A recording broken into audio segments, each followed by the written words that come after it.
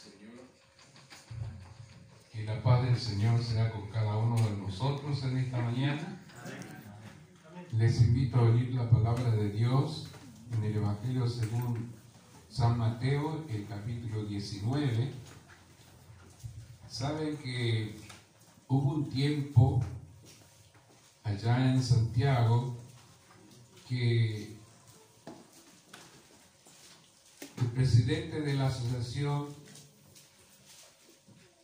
que era de origen judío en ese tiempo, tomó una cita del conflicto de los siglos, que está al final del capítulo que habla de la verdadera conversión, que dice: cuando la ley de Dios sea exaltada y puesta en el lugar que le corresponde, habrá un reavivamiento en el pueblo de Dios.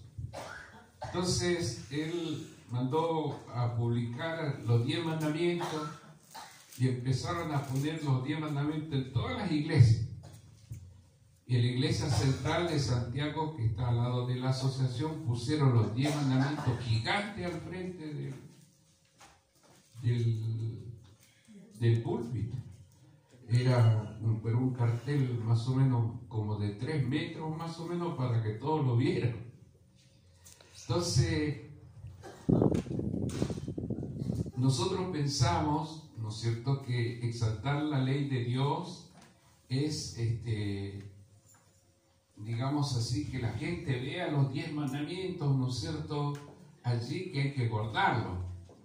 Pero cuando habla de que debemos poner la ley en el lugar que le corresponde, hermano, se refiere a que el lugar que le corresponde a los 10 mandamientos de la ley de Dios es allí en el santuario celestial, en el lugar santísimo, que esa ley es el fundamento del gobierno de Dios en todo el universo. Y esa ley, así como Dios es santo, la ley es santa; así como Dios es justo, la ley es justa; así como Dios es bueno, la ley es buena; así como Dios es eterno, la ley de Dios es eterna; así como la ley de Dios es perfecta, ¿no es cierto? Dios es perfecto, la ley de Dios es perfecta; así como Dios es amor, el cumplimiento de la ley es el amor. La ley de Dios es un trasunto del carácter de Dios. Y Dios le dio a los seres creados los 10 mandamientos de la ley de Dios para que los seres creados pudieran ser felices como Dios es feliz. Y nosotros hemos pensado que Dios rebajó las normas de la ley y las puso a la altura de los hombres caídos. Entonces nosotros pensamos que eso es exaltar la ley. Mandarle a la gente a guardar los 10 mandamientos, y nosotros pensamos que de esa manera exaltamos la ley. Pero en esta mañana me gustaría que estudiáramos aquí el capítulo 19. Hay un relato muy importante. Después que Jesús, ¿no es cierto?, le dijo a los discípulos que dejaran venir a los niños y no se lo impidan, y puso sus manos sobre esos niños y oró por ellos. Al ver la ternura, ¿no es cierto?, y el amor que Jesús tenía por los pequeños, dice allí el versículo 16 del capítulo 19 de Mateo: entonces vino uno y le dijo: Maestro bueno, ¿qué bien haré para tener la vida eterna? Hermanos, esta pregunta es quizás una de las preguntas más importantes que nosotros podemos hacernos. ¿Dónde vamos a pasar la eternidad? ¿Con quién vamos a pasar la eternidad? ¿Qué podemos hacer para tener la vida eterna? Esto, hermano, es muy importante que nosotros comprendamos, porque es una pregunta que tiene una importancia vital para todos los seres humanos. Mire, una persona rica, cuando está agonizando allí, usted le preguntaría si le gustaría vivir 10 minutos más Y el hombre capaz que le dice, mire, yo te entrego todas mis riquezas, todas mis casas, todos mis bienes, todas mis fábricas, solamente si pudiera vivir 10 minutos más. Porque solamente en ese momento los seres humanos tomamos conciencia de la importancia que es tener vida eterna. Nosotros muchas veces no valoramos lo que el cielo nos ofrece. Y Dios no solamente nos ofrece aquí y ahora la calidad de su propia vida, sino que nos ofrece la vida eterna para vivir para siempre con Él. Ahora, ¿qué tenemos que hacer para tener la vida eterna? Miren la respuesta que Jesús le da, que no es la respuesta que comúnmente nosotros le damos a las personas. Cuando alguien nos pregunta, ¿qué tenemos que hacer para tener vida eterna? Cree en Jesucristo, acepta a Jesucristo. Y ya nosotros el tiro, ¿no es cierto? Porque eso encontramos en el libro de los Hechos y es enseguida la respuesta que le damos. Pero la base, el fundamento, ¿no es cierto?, para recibir la vida eterna, escuchen bien lo que dice Jesús allí en el versículo 17. Él le dijo, ¿por qué me llamas bueno? Ninguno hay bueno sino uno, Dios. Mas si quieres entrar en la vida, guarda los mandamientos.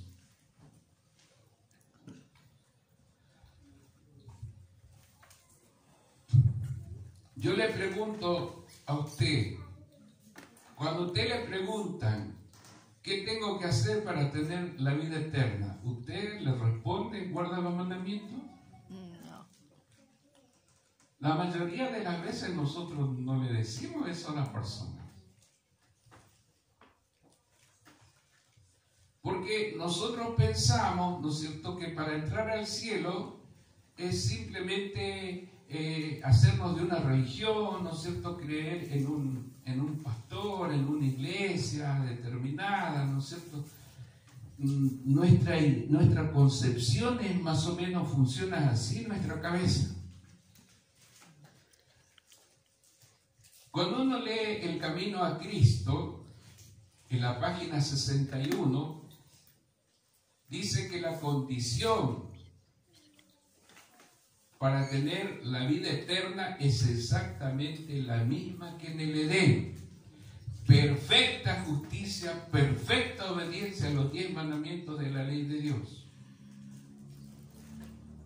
Si Dios rebajara la norma, dice que el cielo se poblaría de un séquito de dolor y miseria para siempre. Pero Dios jamás cambió las condiciones para entrar en el reino de los cielos. Puede leer El deseado de toda la gente, por ejemplo, el capítulo consumado es, puede leer el discurso maestro de Jesucristo, que habla del sermón del monte. Ella dice, para entrar en el cielo, Dios exige perfecta justicia, perfecta obediencia y perpetua justicia, así dice. Si usted no tiene una obediencia perfecta a los 10 mandamientos de la ley de Dios, usted no puede entrar en el reino de los cielos. Algunas personas creen que porque cumplen ciertas normas o porque hacen ciertos ritos dentro de la iglesia o porque dan su diezmo o porque por ahí dieron un estudio bíblico y llevaron a alguien a la iglesia, ya creen que ya se ganaron el cielo. Hermano, si usted no tiene una obediencia perfecta a los 10 mandamientos de la ley de Dios, usted no va a entrar en el reino de los cielos. Amén. Y eso usted tiene que tener clarito en su cabeza. Pero esto no solamente lo enseñó Jesús. Miren lo que dice el apóstol Pablo en Romanos capítulo 2.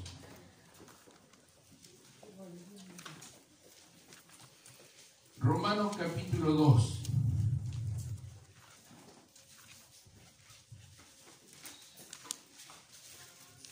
Voy a leer a partir del versículo 11 hasta el 13. Romanos capítulo 2 dice así, versículo 11. porque no hay acepción de personas para con Dios.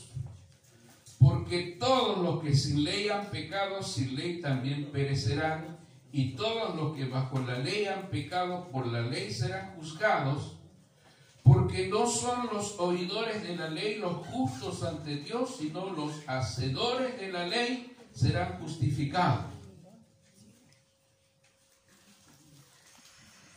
No es que usted se aprendió de memoria los 10 mandamientos, no sé, yo conozco la ley, sí, yo sé la ley, no sé, usted se aprendió de no son los oidores, sino los hacedores de la ley los que serán justificados. Vuelvo a repetirle, si usted no tiene una obediencia perfecta y perpetua a los 10 mandamientos de la ley de Dios, usted no puede entrar en el reino de los cielos. No importa si usted es el presidente de la asociación general, o si usted es el papa o el presidente de la nación, si usted no tiene una obediencia perfecta a los 10 mandamientos de la ley de Dios, usted no va a entrar en el reino de los cielos.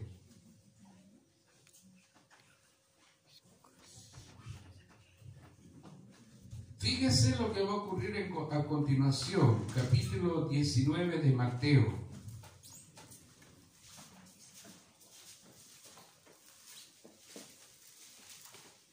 Le dice el joven rico, ¿cuáles?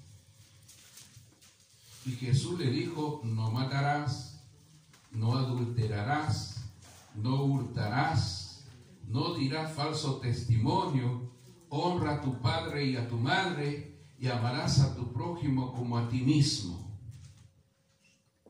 O sea, porque hay muchos teólogos que saben que la palabra ley algunas veces tiene varios significados, puede referirse a todo el Antiguo Testamento o puede referirse a los primeros 5 libros de la ley, que es el Pentateuco, que es conocido como la ley, pero aquí Jesús le especifica y le está hablando de los 10 mandamientos de la ley de Dios.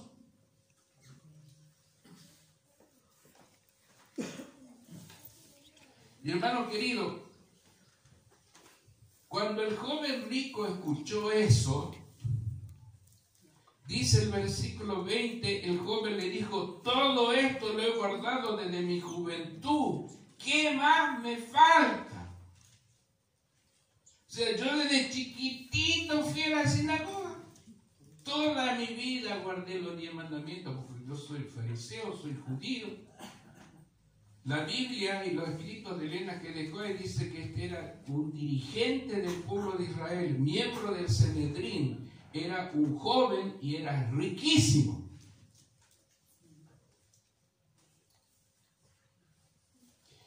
Y cuando los discípulos vieron venir a este joven rico y hincarse ante Jesús, los discípulos empezaron a frotar las manos. Y qué bueno, se nos va a unir este con nosotros, qué bueno. Y estaban felices, chochos los discípulos, de que se iba a unir este joven, rico, dirigente, miembro del Sanedrín, se iba a unir a ellos.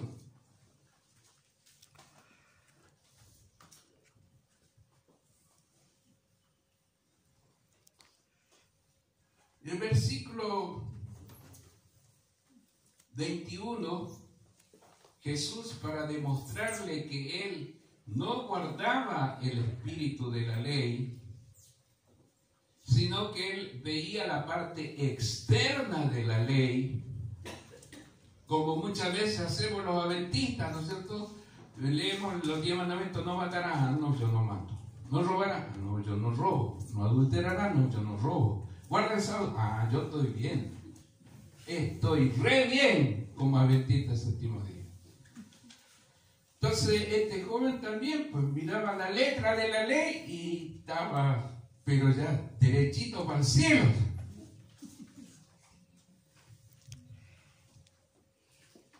Entonces Jesús, para demostrarle a este joven que él realmente no amaba a Dios con todo su corazón, con toda su fuerza, con todo su espíritu, le dice en el versículo 21, le dice Jesús, si quieres ser perfecto, anda, vende todo lo que tienes y dalo a los pobres que tendrás tesoro en el cielo, y ven y sígueme.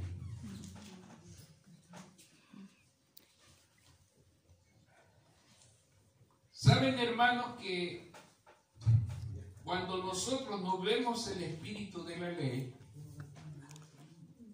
cuando nosotros no nos vemos en el espejo, no nos damos cuenta de los defectos de nuestro carácter y no nos damos cuenta cuán pecaminosos y malvados somos. Nosotros pensamos que la gente mala está en las cárceles, que está allá afuera, los que andan quemando, robando, ¿no es cierto?, incendiando, andan marchando. Esos son los malos, nosotros no. Entonces, como no vemos el espíritu de la ley, no nos vemos a nosotros como deberíamos vernos. Fíjese usted la experiencia de Pablo. Por ejemplo, allí leemos en Filipenses capítulo 3, el concepto que él tenía antes de conocer a Cristo. Antes, cuando él no se llamaba Pablo, sino se llamaba Saulo.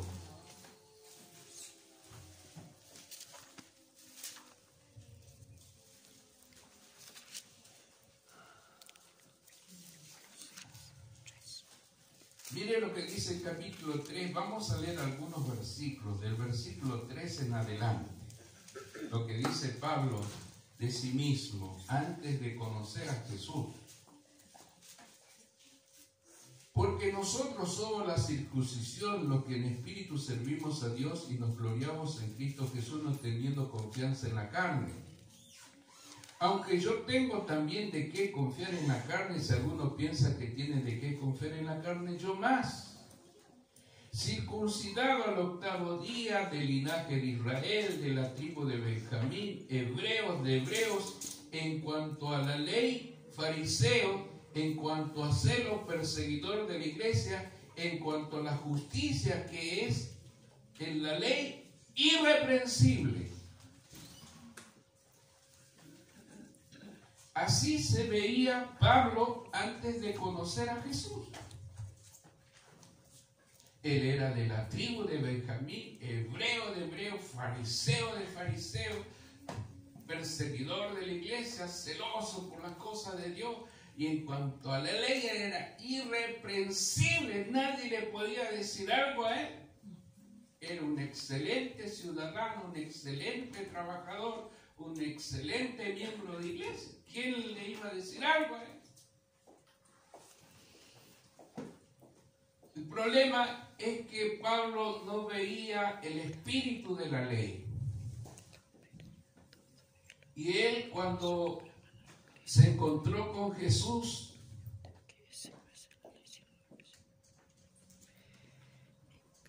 él solamente vio una luz resplandeciente, porque él iba camino, ¿no es cierto?, a tomar preso a todos los cristianos allí en Damasco, meterlos en la cárcel y consentir para que los maten a los cristianos, para exterminarlos, que eran una plaga.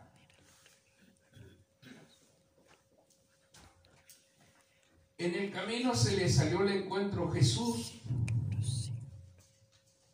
y una luz resplandeciente, ¿no es cierto?, él vio y cayó como muerto al suelo. Y Jesús le dijo: Saulo, Saulo, ¿por qué me persigues? ¿Quién eres, Señor?, le dijo. Yo soy Jesús a quien tú persigues. O sea, perseguir a los hijos de Dios es perseguir a Cristo, hermano. Esto lo tiene que saber Babilonia en este tiempo final, cuando quiera tocar a los hijos de Dios, que son las niñas de sus ojos. Y hermanos, dice que Pablo quedó ciego.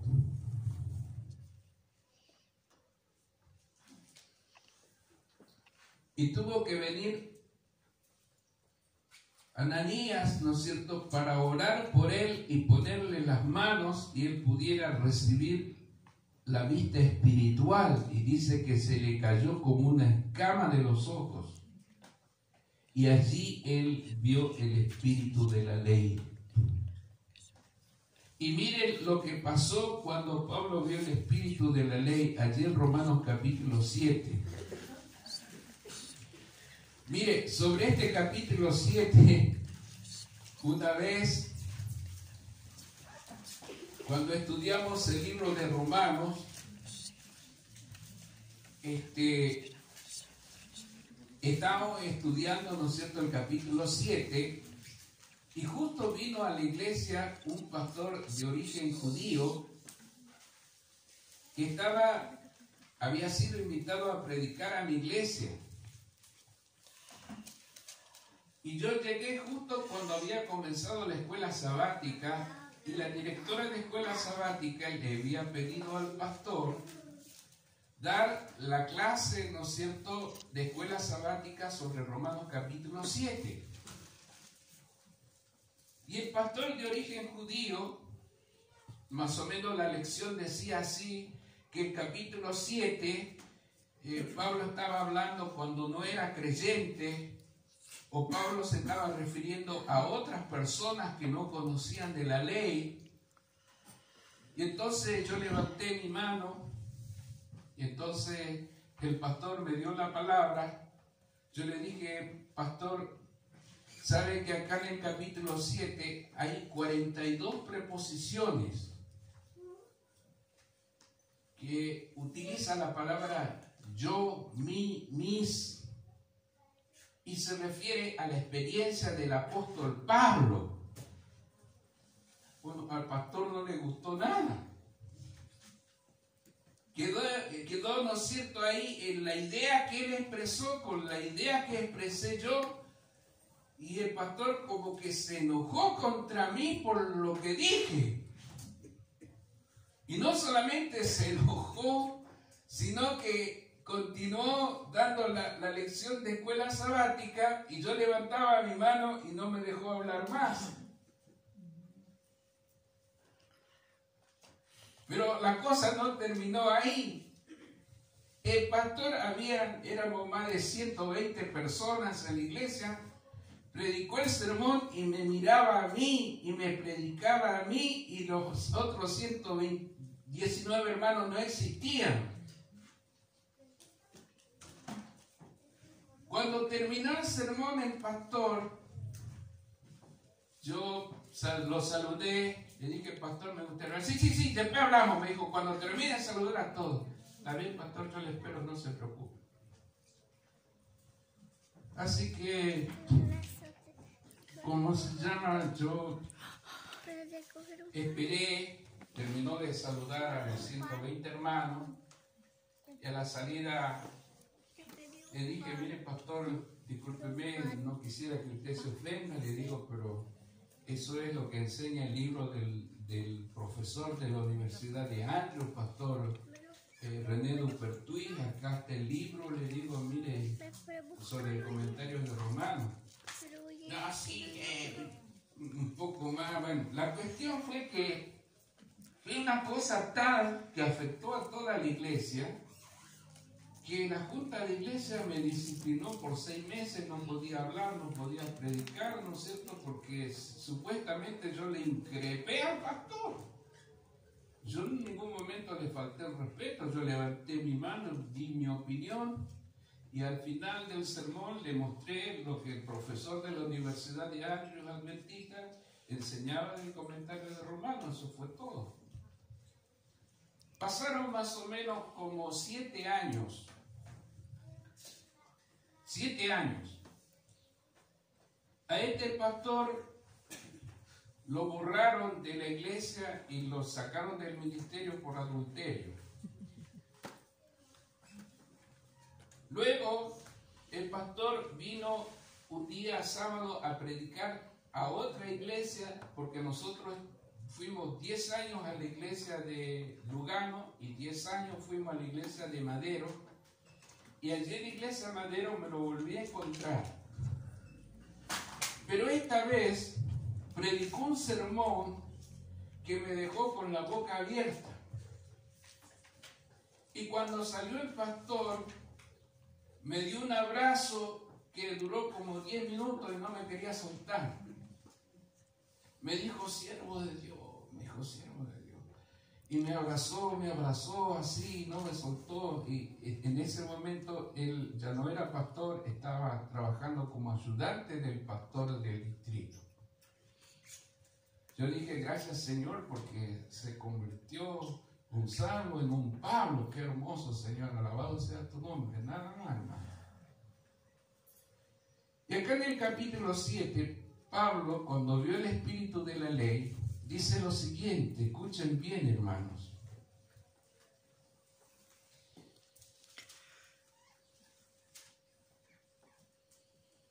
Versículo 9 del capítulo 7. Y yo sin ley vivía en un tiempo. ¿Cómo? Pablo vivía sin ley. Si él era de la tribu de Benjamín, hebreo, fariseo, en cuanto a la ley irreprensible, ¿cómo que vivió sin ley? Capítulo 7, hermanos, acabamos de leer, versículo 9. Y yo sin la ley viví en un tiempo, pero venido el mandamiento, el pecado revivió y yo morí. ¿Quién murió? ¿La ley o murió Pablo? Porque acá hay un tema muy importante en la alegoría que da al comienzo del capítulo 7. Algunos evangélicos toman que como que la ley murió. No, el que murió no fue la ley, el que murió fue Pablo. La ley no puede morir porque la ley es eterna, es un trasunto del carácter de Dios. Entonces dice, el pecado revivió y yo morí, y hallé que el mismo mandamiento que era para vida, a mí me resultó para muerte. Versículo 11, porque el pecado tomando ocasión por el mandamiento me engañó y por él me mató. De manera que la ley a la verdad es santa y el mandamiento santo, justo y bueno. Luego lo que es bueno vino a ser muerte para mí en ninguna manera, sino que el pecado para mostrarse pecado produjo en mí la muerte por medio de lo que es bueno, a fin de que por el mandamiento el pecado llegase a ser sobremanera pecaminoso, porque sabemos que la ley es espiritual, mas yo soy carnal, vendido al pecado. O sea, cuando Cristo se encontró, o mejor dicho, cuando Saulo se encontró con Cristo, y Cristo le abrió los ojos espirituales y él vio el espíritu de la ley, allí él se dio cuenta, ¿no es cierto?, que el mal estaba en él, no en la ley. Que el problema estaba en él, no en la ley. Y cuando él reconoció el espíritu de la ley, ahí fue cuando él se aferró de Cristo y Cristo pasó a ser lo más importante de su vida y no había nada más importante sobre la tierra que Cristo. Si usted lee los escritos de Elena G. de White, Hechos de los Apóstoles, Elena G. de White dice que para Pablo Cristo lo era todo. Pero ¿cuándo usted va a entender eso? Cuando usted entienda que Cristo hizo posible lo que era imposible para nosotros. Fíjese, volvamos allí a Mateo capítulo 19. Nos quedamos allí en el versículo 21. Jesús le dijo, si quieres ser perfecto, anda, vende lo que tienes y dalo a los pobres y tendrás tesoro en el cielo y ven y sígueme. Hermanos, ¿nosotros estamos dispuestos a dejarlo todo por Jesús? ¿Creemos realmente que Cristo vale la pena dejarlo todo por Cristo? Entendemos, hermanos, la palabra perfecto. Lamentablemente hoy en día hay un grupo muy grande dentro de la iglesia adventista que se llaman los perfeccionistas, que ellos entienden la perfección bíblica en términos ontológicos, Ellos entienden la perfección en términos de no pecar nunca más, no equivocarse nunca más, no fallar nunca más, ser perfecto, impecable, infalible, que a ese estado vamos a llegar a los 144.000. Eso es lo que predican en internet, todos estos predicadores perfeccionistas. Cuando la Biblia habla de perfección, hermanos, la perfección bíblica es relacional. ¿Qué significa? Si usted es una persona pobre y usted se relaciona con un hombre rico, usted es rico. Si usted se relaciona con Cristo, que es perfecto, santo y puro, usted pasa a ser santo, justo y perfecto y puro. La perfección bíblica es relacional. ¿Con quién nosotros nos relacionamos? ¿Con quién nosotros vivimos todos los días? Una persona, por ejemplo, si ustedes leen allí, por ejemplo, el libro de Job, ustedes van a ver que para Job, cuando Dios dice que Job era hombre temeroso de Dios, apartado del mal, hombre perfecto, recto, se refiere que para él primero estaba Dios, en segundo lugar estaba su familia y en tercer lugar estaban las cosas materiales. Léalo detenidamente el capítulo 1 de Job. Hoy en día se han trastocado los valores.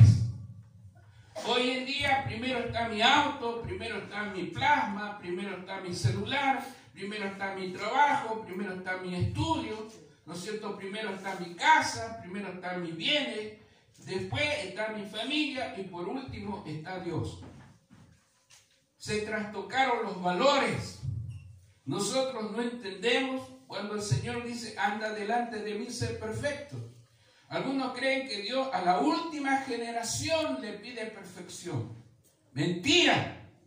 Usted puede escudriñar la Biblia desde Génesis hasta el Apocalipsis.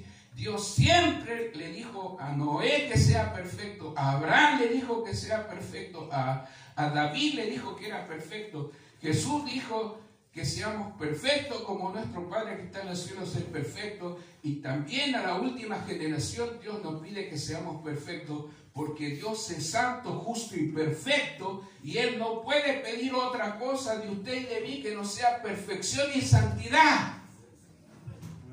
Si usted está pensando que Dios le pide algo menor de eso, y que usted, porque usted, no sé, hace no sé qué cosa, usted, ¿no es cierto?, se puede acercar a Dios con media perfección. Si usted cree que es así, hermano, usted está tomando el camino equivocado. Le vuelvo a repetir. Usted para entrar en el reino de los cielos tiene que tener 7. Si usted no tiene 7, usted no puede entrar en el reino de los cielos. Pero los hombres más perfectos, más santos, más puros, que tienen el poder político, religioso, económico, llegan a 666, no llegan a 7. Y lamentablemente todo eso están perdidos. Porque nadie va a entrar con 666. Si usted no tiene 7, usted no puede entrar en el reino de los cielos. Y eso, hermanos, nosotros tenemos que tener clarito los adventistas del séptimo día en este tiempo final si queremos predicar el mensaje del tercer año. Versículo 22. Oyendo el joven esta palabra, se fue triste porque tenía muchas posesiones.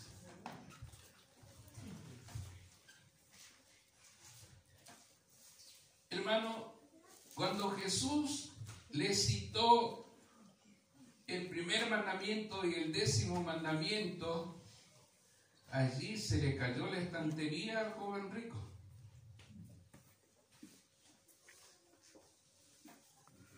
Déjeme decirle, cualquier cosa que usted ponga en primer lugar antes que a Dios, puede ser su mamá, su papá, su hijo, su trabajo, sus bienes, su estudio, ¿no es cierto? Las cosas más importantes para usted, su salud, todo eso, si usted pone en primer lugar antes que a Dios, usted está violando los 10 mandamientos de la ley de Dios.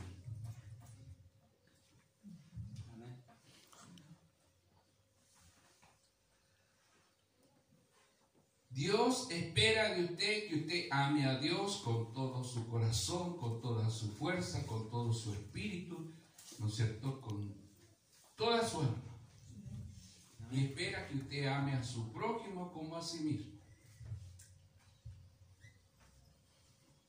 Hermano, cuando somos confrontados, ¿no es cierto?, con el espíritu de la ley, allí nos damos cuenta cuán imprescindible se torna Jesucristo.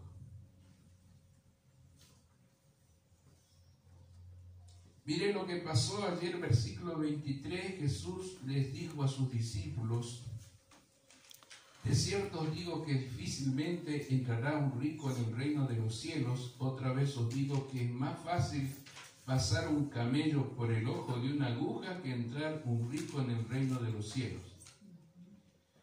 Hermanos, Dios no está hablando de las riquezas materiales, ¿no es cierto? Dios le dio riquezas a Job, le dio riquezas a Abraham, le dio riquezas al rey David, le dio riquezas al rey Salomón, era el hombre más rico de la tierra. Dios no está en contra de que nosotros, ¿no es cierto?, seamos prosperados y bendecidos grandemente. Hermano, Dios está hablando de la persona que se siente rica espiritualmente y no tiene necesidad de nada. Como dice la iglesia de la Odisea: no, yo soy rico, me he enriquecido, no tengo necesidad de ninguna cosa.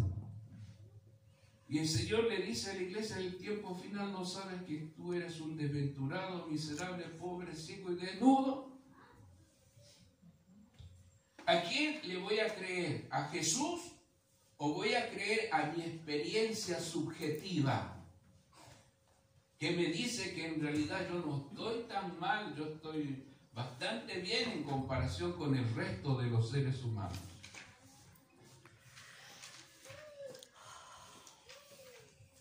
¿Saben, hermanos queridos? Cuando los discípulos vieron venir al joven rico, príncipe, miembro del Sanedrín, joven, los discípulos se frotaron las manos. Pero cuando vieron al joven rico agachar la cabeza porque tenía muchas riquezas y prefirió sus riquezas antes que seguir a Cristo, dice que el joven rico agachó la cabeza y se fue. Los discípulos se agarraron la cabeza y dijeron: ¿qué hiciste, Jesús? Si este, que es príncipe, miembro del Sanedrín, que es joven, si es rico, si tiene toda la de ganar, si este no se puede salvar, ¿quién podrá salvarse? Miren, ahí está el versículo 25. Sus discípulos, oyendo esto, se asombraron en gran manera, diciendo: ¿quién pues podrá ser salvo? O sea, si este joven, rico, príncipe, miembro del Sanedrín no se puede salvar, ¿quién se puede salvar? Y el versículo 26, hermanos, que es la parte central de este mensaje, Jesús, mirándolos, les dijo: para los hombres esto es imposible, mas para Dios todo es posible. Hermanos, ¿saben? Cuando el joven rico, Jesús le dijo: si quieres ser perfecto, anda, vende todo lo que tienes, dalo a los pobres y luego ven y sígueme. Jesús esperaba que el joven rico le dijera: mira, Jesús, lo que tú me estás pidiendo, yo no lo puedo hacer, Porque mi corazón es tan egoísta, tan ambicioso, tan codicioso, que me cuesta desprenderme de eso. Pero Señor, ayúdame, auxíliame, socórrame, ¿qué puedo hacer? Y Jesús le hubiese dado la solución.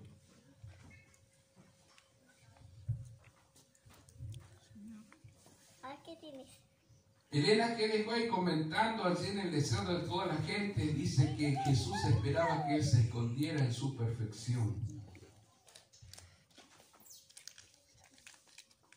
Y comentando, hermano, este capítulo, ella dice que la esencia, escuche bien, la esencia de las enseñanzas de Cristo es la entrega del yo a Cristo.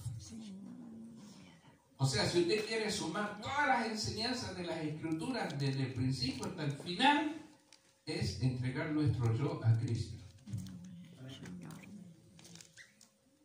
Para ahora poder seguir sus pasos y buscar lo que está perdido. Miren, hermanos, Dios hizo posible lo que era imposible para nosotros. Allí en Romanos capítulo 5, hablando de los dos Adanes, dice que por el primer Adán entró el pecado, vino la condenación, pasó la muerte a todos los seres humanos y todos vino el juicio y la muerte a todos los seres humanos. Pero allí no termina, ¿no es cierto? Dice que el capítulo 5, hablando del segundo Adán, de nuestro Señor Jesucristo, allí en el capítulo 5, versículo 17, en adelante dice así: pues si por la transgresión de uno solo reinó la muerte, mucho más reinará en vida por uno solo Jesucristo, los que reciben la abundancia de la gracia y el don de la justicia. Así que como por la transgresión de uno vino la condenación a todos los hombres, de la misma manera por la justicia de uno vino a todos los hombres la justificación de vida, porque así como por la desobediencia de un hombre los muchos fueron constituidos pecadores, así también por la obediencia de uno los muchos serán constituidos justos. O sea que lo que era imposible para nosotros, Dios lo hizo posible por medio de nuestro Señor Jesucristo. Amén. Cristo vino a este mundo a magnificar la ley de Dios, a engrandecer la ley de Dios, a establecer la ley de Dios, a reivindicar la ley de Dios, viviendo una vida de obediencia perfecta a los 10 mandamientos de la ley de Dios y muriendo bajo la demanda de la justicia de la ley. Y cuando el Señor nos dice: hijo mío, dame tu corazón y deja todo y sígueme, y usted comprende, ¿no es cierto?, que para entrar en el reino de los cielos usted necesita de una obediencia perfecta a los 10 mandamientos de la ley de Dios. Y como usted se da cuenta que en sí mismo no posee esa obediencia perfecta, solamente le queda aferrarse a la justicia perfecta de Cristo y decirle: gracias, Señor, porque lo que era imposible para mí, tú lo hiciste posible por medio de nuestro Señor Jesucristo. Y entonces ahora nosotros poder vivir una vida de amor, de servicio, de abnegación, de alabanza, de gratitud por el sacrificio infinito que el cielo ha hecho para salvarnos. Amén, Dios mío. Y hermanos, cuando nosotros comprendemos esta verdad, es cuando empezamos a gustar la vida eterna aquí y ahora. Porque cuando Jesús le dice: luego sígueme, hermano, el Señor nos invita a seguir sus pasos. Y nosotros, hermanos, debemos saber que cuando hablan Apocalipsis de los 144,000, dice los siervos de Dios. O sea, si son siervos, significa que vivieron sirviendo a nuestro Señor Jesucristo. Entonces nosotros, ¿no es cierto?, si estamos agradecidos por lo que Cristo hizo por nosotros, vamos a vivir para amarle, para servirle, para obedecerle, para glorificarle. Y eso espera de cada uno de nosotros, hermanos. Los discípulos allí, ¿no es cierto?, después que Jesús le dijo estas palabras, quedaron un poco impresionados, como diciendo, bueno, ahora este joven nos lo dejó todo, pero fíjese lo que dice el versículo 27. Entonces respondió Pedro, le dijo, he aquí nosotros lo hemos dejado todo y te hemos seguido, ¿qué pues tendremos? Y Jesús le dijo, de cierto os digo que en la regeneración, cuando el Hijo del Hombre se siente en el trono de su gloria, vosotros que me habéis seguido también os sentaréis sobre 12 tronos para juzgar a las 12 tribus de Israel. Y cualquiera que haya dejado casas, o hermanos, o hermanas, o padre, o madre, o mujer, o hijos, o tierras por mi nombre, recibirá 100 veces más y heredará la vida eterna. Amén. Hermanos, ¿qué más podemos pedirle al Señor? Romanos 8 dice que si Dios no escatimó a su propio Hijo, o sea, no lo negó, sino que lo entregó por todos nosotros, ¿cómo no nos dará juntamente con Él todas las demás cosas? Hermanos, alabemos al Señor, porque lo que era imposible para nosotros, Cristo Lo hizo. lo hizo posible. Que el Señor nos bendiga en mi deseo y oración en esta mañana.